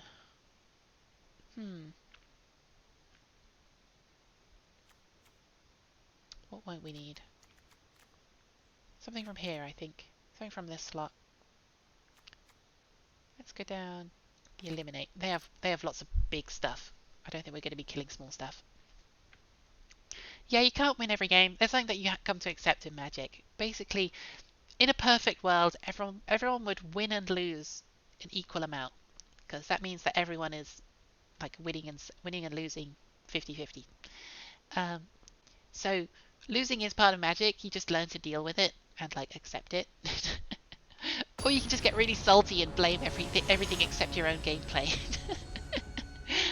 Oh, if only I drew this particular card, or oh, our opponent drew the perfect card at the right time. This is a good card. We can make them discard a card. We can put this on something that they have in hand that they can't deal with.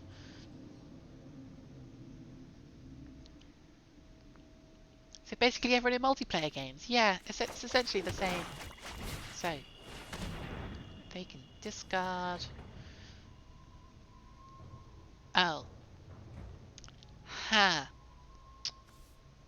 Oh, that's annoying. Oh, I don't know what to get rid of here. We can put Sorcerer's Spyglass on this so it can't be activated. It's one of these. I think it's Mastermind turn. Get rid of that. That was a hard choice.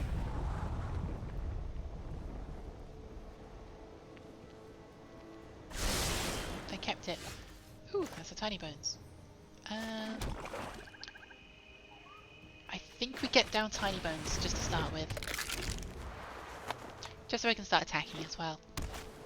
Yep, there's a search. Acquisitions Expert. No, we're going to want to... Sorcerer's Spyglass, name Ashiok. Dream Render. So now, this card says their opponent can't activate abilities of the chosen name. So activating ability is something that's written on it. So in this case, a loyalty ability of a Planeswalker is an activated ability. Another one would be like activating this. We could name Mastermind Tome with this, and our opponent couldn't do anything with it. But I think I'd rather turn off their Ashiok. Are they gonna discard it? They might discard the Ashiok here. It would make sense. No, it's just a land. Haha, we drew a card.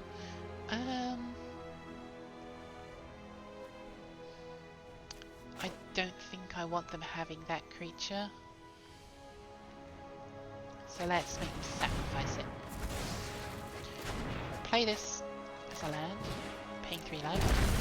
I'll make them discard another card.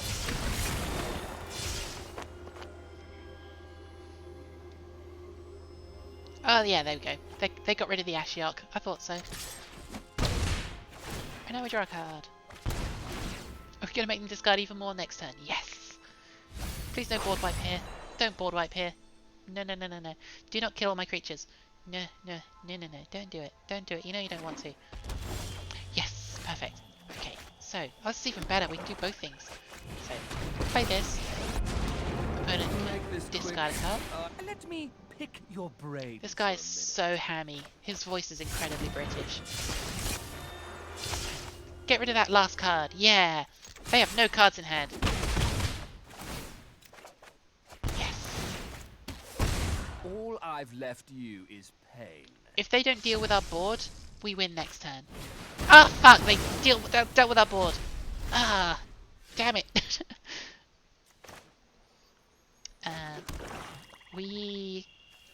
Let's draw a card with this. Okay, pass the go.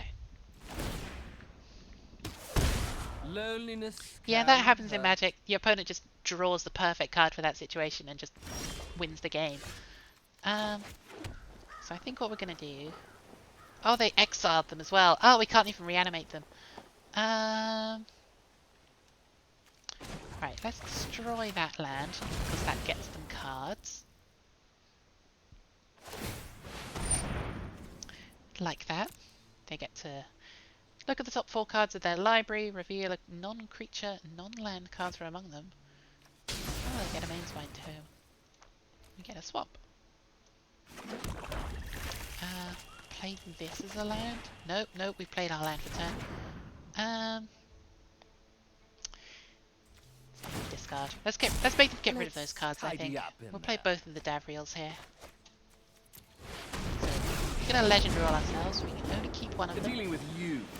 But easier we'll than dealing- make them get don't rid of their think other you'll be card as well. needing Oh, it was a that. Nicol Bolas. That was perfect. Yes. Struggling? Good. Okay, they just had a land.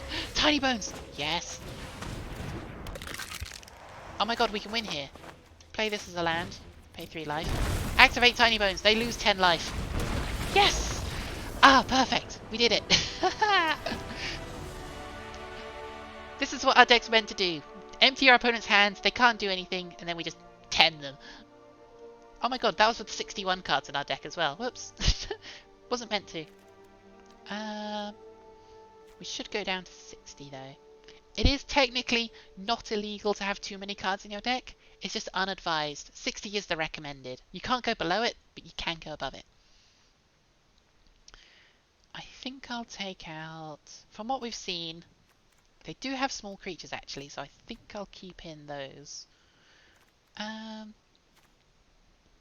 I'll take out one of those. I think they've got too many exile-based board wipes.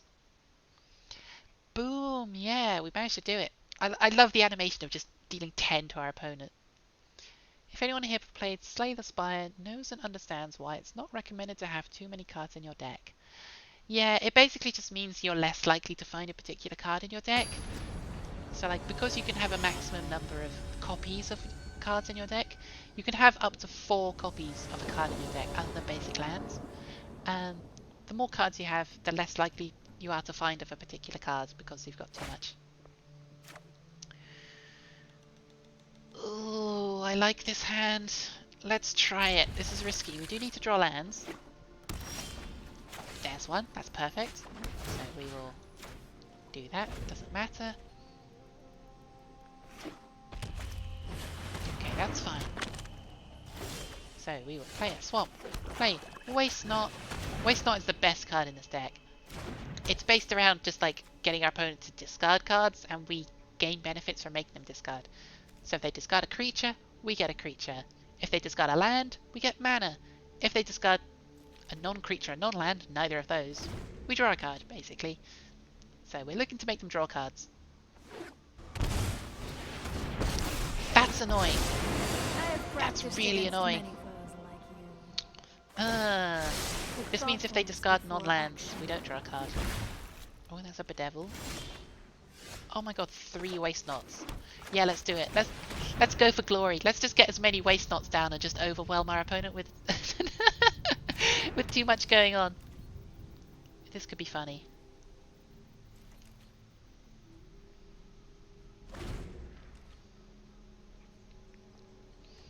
And then next turn, we're going to cast this and make them discard 2 cards. Okay, we're going to discard... I think it's Davriel here. For the Queen and the memedom! Meditate and prepare.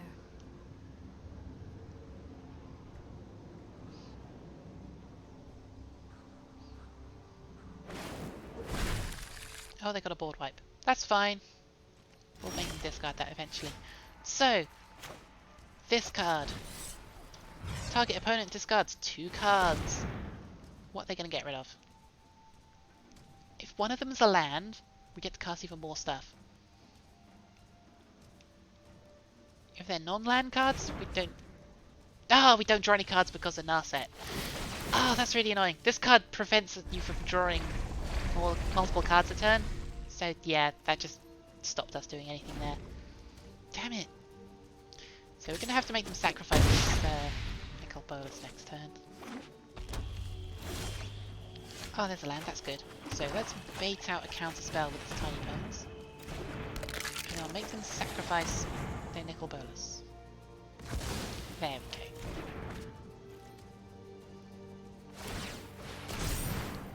That's fine, you can draw your card. It's more fodder for me to discard! Ha ha ha ha! No! Ah, come on. Alright, we want a discard spell here. Oh no! Oh no! Oh no, this card gets rid of... No! This card gets rid of every copy of a card they name from the opponent's deck. So, we no longer have Tiny Bones. Oh, that's annoying. But we do get to draw a card at least because we had one in our hand. Goodbye, Tiny Bones. Wait, they only got rid of 2 of them? Oh, because it was exiled already. Oh, Rankle's perfect. Now,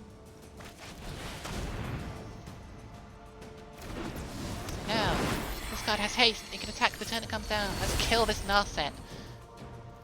So now we can draw cards again when our opponent discards non-land, non-creatures. Because that was locking us underneath their Narset there, which is annoying. So what they're going to do? Upkeep Scry? Yeah, they are.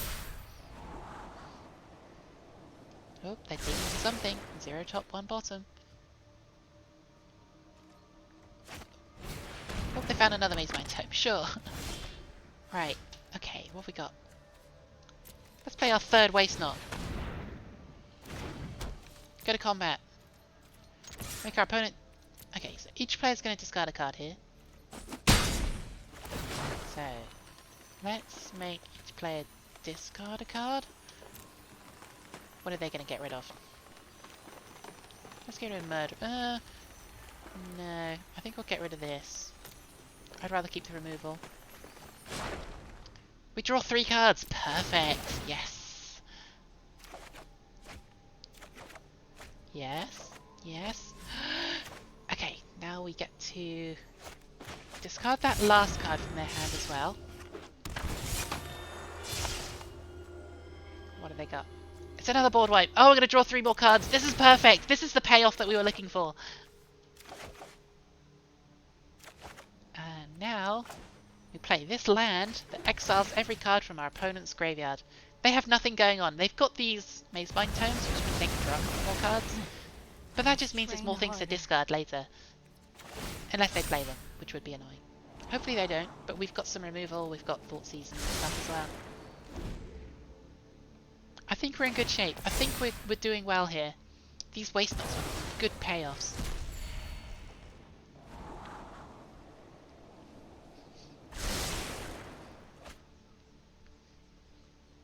Okay, so they've drawn 1 card.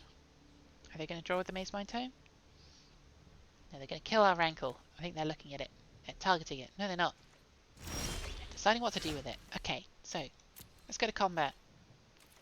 Attack for 4. Yeah, they're going to kill Rankle. That's fine. So, okay, we've got to go to damage first. Play land. Let's get down Liliana.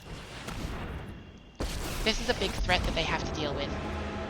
You wish you had a Each player fraction of discards a my card. Let's get rid power. of this Thoughtseize, because they have no cards in hand. No point to have this. I really don't care about your plans.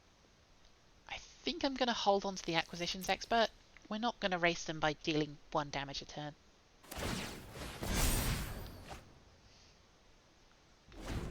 And we also might be able to discard it. If they draw something big that they can't cast. Nope, that's fine. So let's play this. We can get to draw extra cards on our turn as well. They're drawing cards with these, we'll get to draw cards with that. So, tick up. We'll discard this land. They take 3 damage. Sorry for your loss. Attack for 1. They take another 1.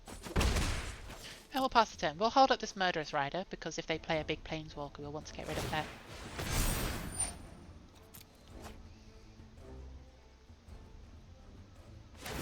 Yeah, they're drawing a lot of cards with these tomes. I think that's what's keeping them in this game. If they didn't have those, we would be absolutely crushing them right now. Yep, you gain 4 life, sure.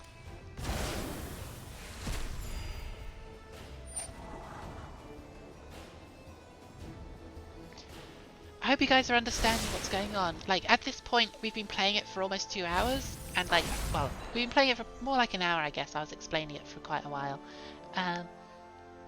How's everyone feeling about the game so far? Any questions? You can sort of understand it. Yeah, the more you watch it, the more you understand. You start to see what things do. Like I said, if you still have any questions, feel free to type them out in chat, and I will do my best to answer them. I've got my teacher's blackboard here that I can oh, that side. I can draw things on the board to explain. No, destroying our planeswalker. Not something you want to get to, admittedly. That's fair. That's okay. I understand it's not for everyone. Ooh, that's not. Okay, we can't go squatter this turn. You'd rather play Hearthstone or Yu-Gi-Oh! Or Pokemon? That's fair enough.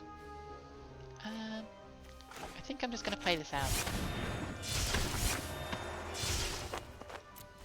And then we can either draw a card with this, destroy a land, or we can destroy a creature or planeswalker. So Magic is like, it's a choice between all of the big card games, really. If you enjoy one over the other, that's entirely fine. Like, I just really like Magic because it was like the one that I got into. Yeah, you can get that. The focused and disciplined encounter no obstacles. Keep an open mind. I really like Magic because a lot of my real life friends around here play it, and I get to play it with them quite often. Unmoored Ego! Oh no! Oh no, what are they going to name? What are they going to get rid of? They can get rid of every copy of a card in our deck. Let's kill their Narset first, in case they name Murderous Rider. Still have much to learn.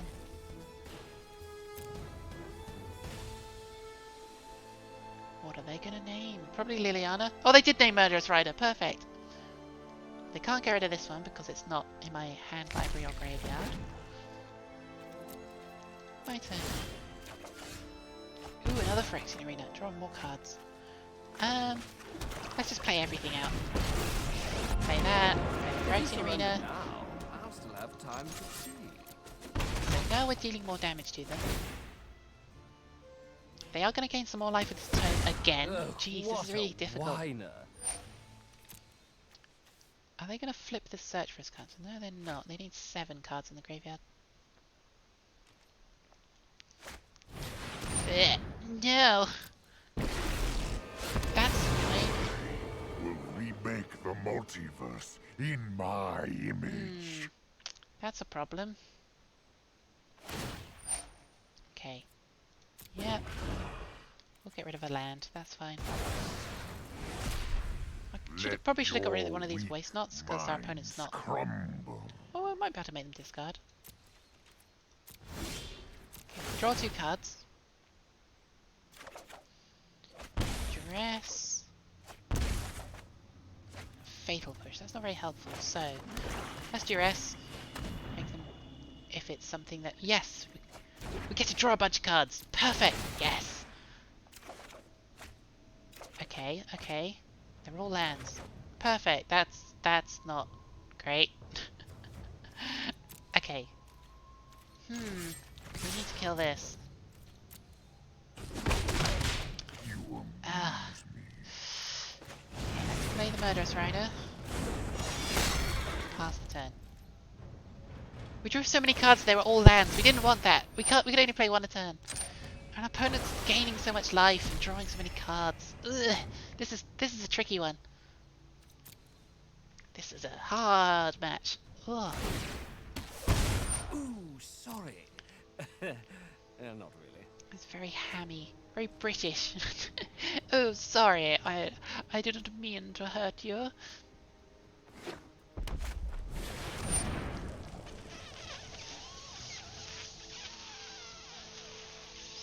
Fuck. That's not what I wanted to see. Anyone who stands in my way is Yep. being sizzled. Yep. Forward Get one. out of my way. Okay. Or, you know, don't. Okay. They can tick this up using this. Yep. This planeswalker in particular has an ability that says it has all the abilities of other planeswalkers on the battlefield, so they can tick this one up twice effectively and give us lots of damage.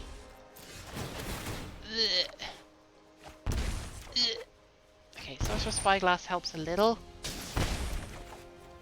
Eliminate doesn't. I think we're dead here. I think we're dead. Okay, Nicol Bolas, Dragon God. So now they can't activate this one. But we're gonna take a lot of damage.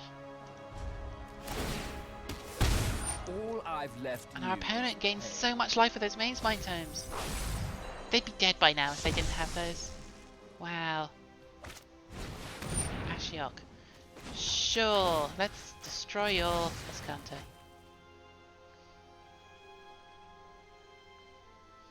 We can eliminate this one, so that's fine. Oh, this is a hard match. This is a difficult one. I don't think we're going to win this one. We don't have a lot of life gain. Oh, and we're so low. Okay, we're going to lose our graveyard. But that's fine. Let's kill the Ashiok. Surrender. This is difficult. Ah, there goes a Rancor. That would have been good. survival. Yep, Chandra. I think they got rid of all our Aw, murderous looks riders like as well, someone's so we've getting a got little rid of the sweaty. possibility to kill that. Okay, we're gonna lose 4 life. We're dead next turn. That's a dead card. That's a land. Yep, we're down to 3. Yeah, we're dead. Ah, well played. Yeah, we've got nothing we can do here.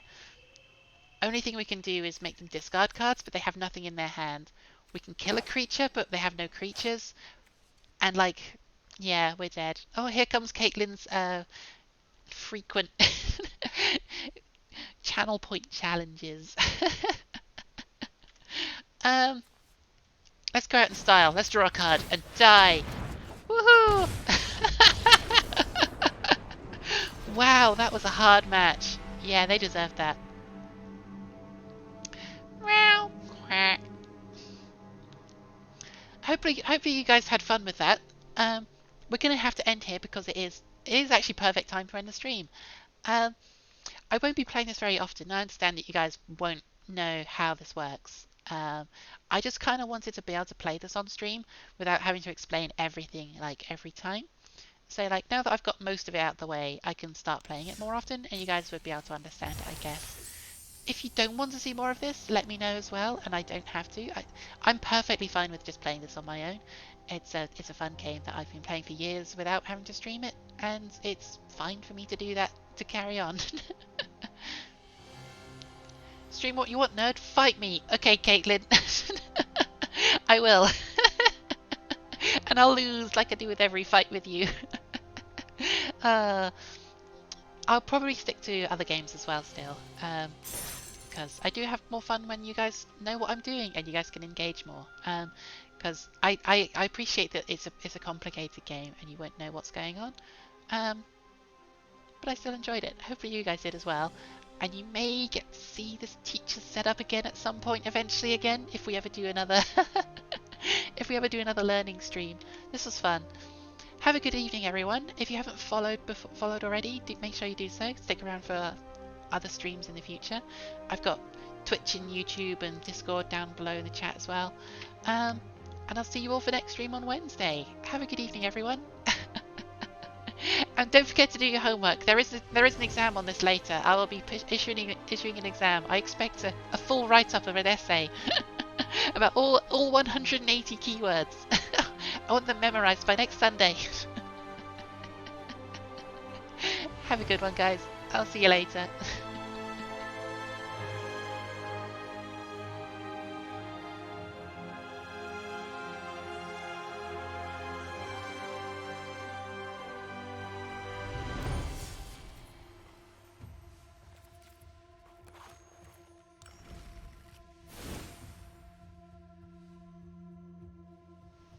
I never got to play with my vampires.